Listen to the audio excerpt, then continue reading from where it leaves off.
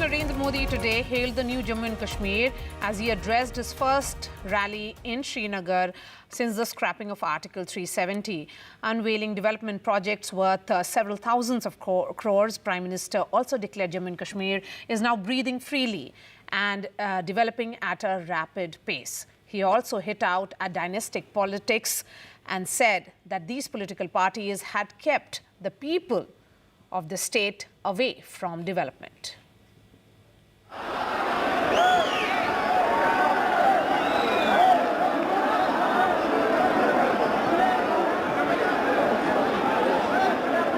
आपकी इतनी बड़ी तादाद में आना, आपके इस प्यार से मैं जितना खुश हूं उतना ही कृतज्ञ भी हूं।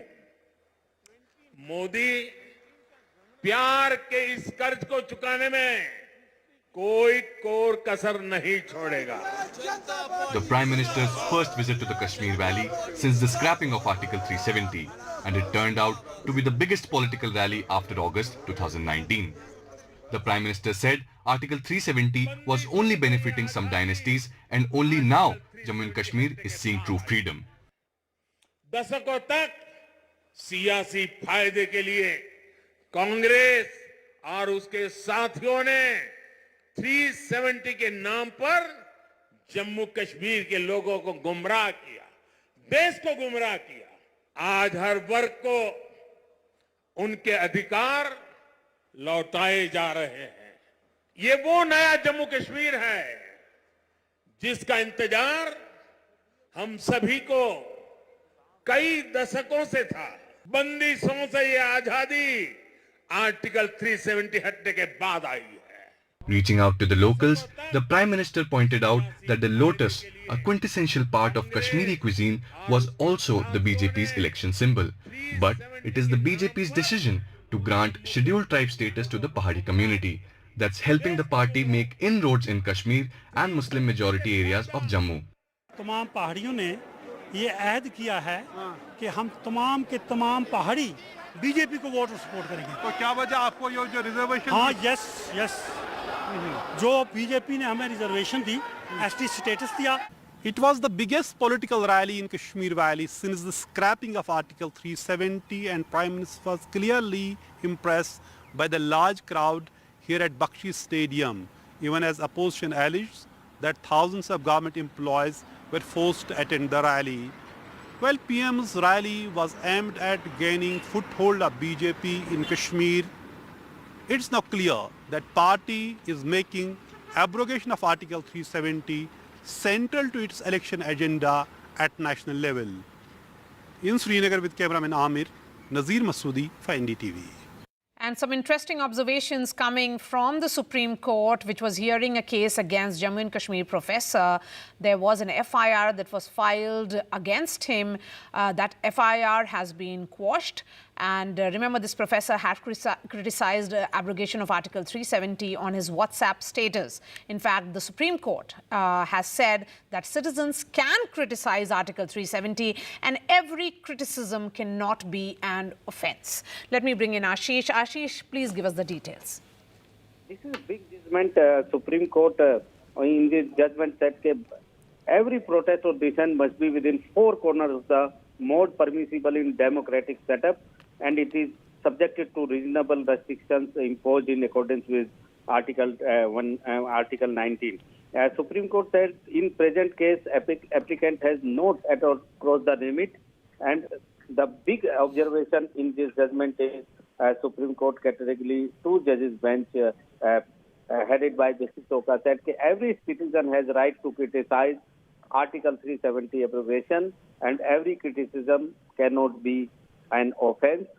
Democracy will not survive if every criticism made offence, and Supreme Court questions this this FIR, and also said these WhatsApp sharing by this professor of Maharashtra Kolhapur University is not an offence, and he has right to protest or right to criticize any policy of the government.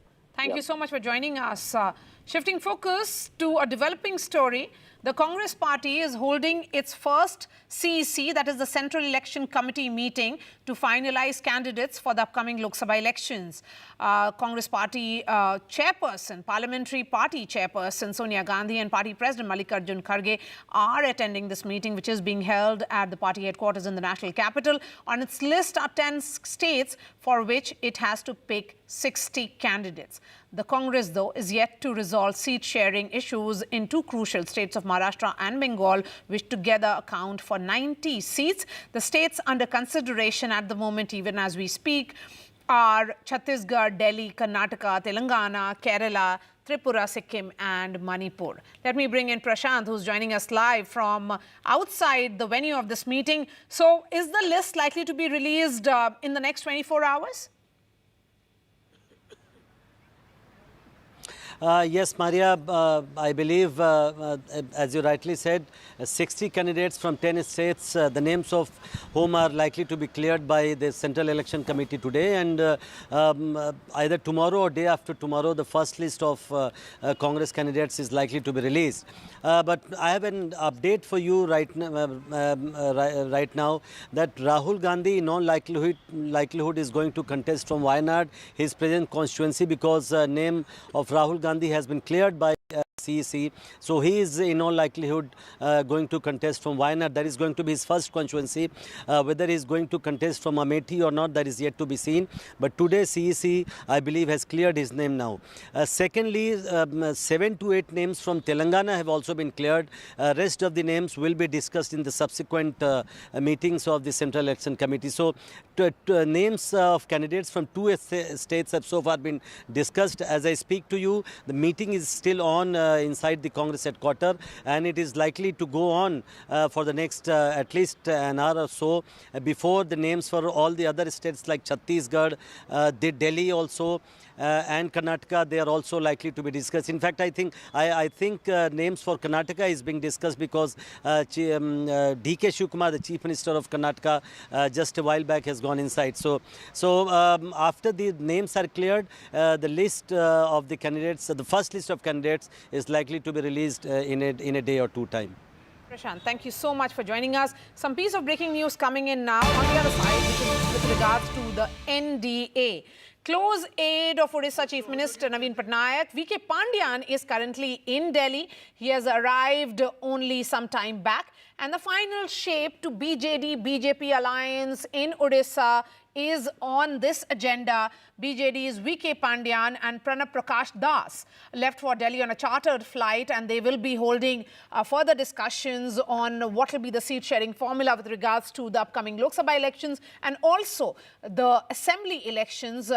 What sources have been telling is that BJD is likely to get a lion's share for the legislative assembly elections as part of this seat-sharing deal, and BJP will be getting a bulk of seats for the Lok Sabha elections in this alliance, which is being worked out. VK Pandyan had flown to Delhi last Sunday to meet Union Home Minister Amit Shah. And basically, this will be about both the Assembly and Lok Sabha, because remember, along with the state of Andhra Pradesh, Odisha also has simultaneous elections. Let me bring in Saurav, who's getting us all the details. So it's more or less finalized, Saurav. It's about just that formal announcement. What are the teething issues? What is left to be ironed out? Well, what we're being given to understand is, of course, it's the final shape of this alliance that needs to be ironed out. And yes, you asked about the teething issues. Well, there are some seats where also the BJD doesn't just want to let go, even though it's okay with the BJP getting a large number of seats in the Lok Sabha polls. And some seats include the seat of Puri, is what we're being given to understand, one of the seats. But again, these are issues that will be sort of ironed out in the series of meetings that are planned. VK Pandian is, of course, someone who's a very close aide of Odisha CM Naveen Patnaik. Earlier, he was a bureaucrat and the 5T secretary. And, of course, he's still part of the 5T initiative. But now he's joined the Biju Janata Dal after resigning from the services. Also remember that, Naveen Patnaik's party and the BJP were actually partners earlier. That alliance did not continue beyond 2009. But this alliance actually suits both in the sense that the Biju Janata Dal has made it clear that there are no national ambitions. It's very clear that it's limited to Odisha and Odisha's welfare and Odisha's development. And also, if you see in the past, the Biju Janata Dal has supported the BJP on some critical bills in the Rajya Sabha. So it's not, Naveen Patnaik is not someone who takes an adversarial position or with the centre. And he's someone who's, of course, said that maintained that equidistant position from the BJP and the Congress so far, but that is set to change with the BJD all set to return to the NDA fold. Final shape to be given to that alliance. VK Pandian, the Naveen Patnaik's close trusted aide, is in Delhi for final round of talks. He's already had several rounds of talks with the BJP leadership, and one can expect an announcement as early as tomorrow morning is what sources say. The final shape of this alliance is what needs to be figured out, and that's something that we can expect. And like you said, the modalities of announcement in the sense that will it be happening at the BJP headquarters or will it be at Naveen Niwas in Bhubaneswar? All that has to be announced, because this is going to be a big move. Let's not forget that after JDU, another former ally, an ally which was there with NDA 15 years ago, is all set to return. So this is going to be a big political move which CM Naveen Patnaik has decided to undertake just ahead of this crucial Lok Sabha election. Appreciate your time, Saurav. Shifting focus to a decision which has just come in of the Union Cabinet, which has hiked dearance allowance by 4% and subsidy on Ujjwala cylinders will continue for a year as well. So what the Cabinet has said is that the dearance allowance and dearance relief for central government employee and pensioners have been hiked by 4% from previous 46% to now 50%. And the gratuity limit has been increased to 25 lakhs from earlier 20 lakhs. What the cabinet has also announced is that 300 rupees targeted subsidy to Prime Minister Ujjwala Yojana, the consumers, for these consumers which has been extended till March of 2025. In all, roughly around 10.27 crore beneficiaries will be covered with this move. A day after Prime Minister Narendra Modi fired barbs at Trinamool Congress over the raging Sandesh Khali issue, West Bengal Chief Minister Mamata Banerjee today led a rally of women supporters in Kolkata. Incidentally, some women from Sandesh Khali also were part of this rally, and the theme was women's rights, commitment, and also, an admission that they can seek justice from a woman chief minister. হতেই পারে হাতের পাঁচ আঙুল তো সমান নয় কিছু কিছু জায়গায় অনেক সময় আমাদের নলেজে থাকে না যদি কোনো কিছু অন্যায় হয়ে থাকে সঙ্গে সঙ্গে আমাদের নলেজে আসলে আমরা সেটা অ্যাকশন নিই এবং আমি তৃণমূল কংগ্রেস কর্মীদের গ্রেপ্তার করতে আমি কখনো কার্পণ্য বোধ করি না জিজ্ঞেস করুন হাতরাস যখন চলছিল আপনারা কোথায় ছিলেন हर तरह पिंटू बाबू को गुस्सा क्यों आता है बंगाल का ऊपर में बंगाल का बेटी का ऊपर में नारी सम्मान का बात करते हैं आप लोगों ने अपना महिलाদের সম্মানের কথা বলেন সাক্ষী জলজন্ত প্রমাণ একজন বক্সার আপনার পার্টির এমপি তাকে নির্যাতন করার পরেও তাকে বক্সিং বোর্ডের চেয়ারম্যান করে দিলেন লজ্জা করে না A minor's rape has led to massive protests in Puducherry. The girl went missing on Saturday, and on Tuesday her body was found in a drain.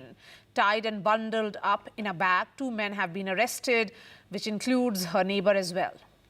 Here's that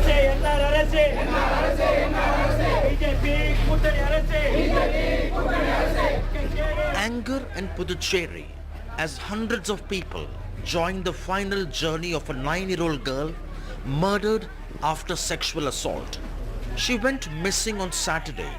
On Tuesday, her body was found in a drain, tied and bundled in a bag.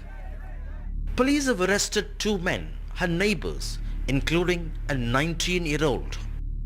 The police could not trace the girl for 4 days. They booked the alleged perpetrators under the POCSO Act, besides invoking the SC/ST Prevention of Atrocities Act. They say the men were drunk when they committed the crime. The Puducherry government has given a relief of 20 lakh rupees to the girl's family. After outrage and widespread protests, the state government has constituted a special investigation team and has assured speedy trial. இந்த special investigation team மிக விரைவாக அதே மாதிரி நம்ம legal சிஸ்டத்தில் இந்த நான் ஏற்கனவே சொன்ன மாதிரி விரைவு நீதிமன்றத்தில் இந்த கேஸை மிக விரைவாக விசாரணை செய்து குற்றவாளிகள் முழுமையாக நிரூபிக்கப்பட்டு உச்சபட்ச தண்டனை பெற்றுத்தர வேண்டும் என்பதுதான் நமது குறிக்கோளாக இருக்கிறது.